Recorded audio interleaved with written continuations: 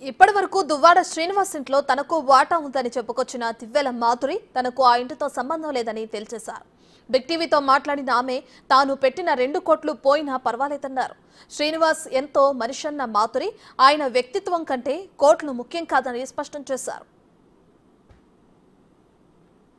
ఏం చేయనండి, ఇచ్చేస్తే ఇచ్చేయనండి. నేను పెట్టిన డబ్బులు కూడా నాకు ఇవ్వనన్నా కూడా నో ప్రాబ్లం. దాని విషయంలో కూడా డబ్బులు మాకు చాలా ఉన్నాయి. డబ్బుల కోసం కూడా ఆలోచించాల్సిన అవసరం లేదు.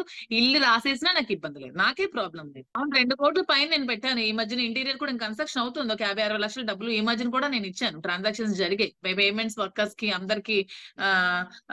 ఫ్లోరింగ్ అని అవన్నీ ఇవన్నీ నేనే నా అకౌంట్ నుంచి ట్రాన్సాక్షన్స్ కూడా నా దగ్గర ఉన్నాయి అని చెప్తాను కదా. వాళ్ళలాగా డబ్బుల కోసం ఆలోచించే మనిషిని మా ఫ్యామిలీస్ కావు కాబట్టి ఆ విధంగా రోడ్లకే పరిస్థితి మాకైతే రాదు.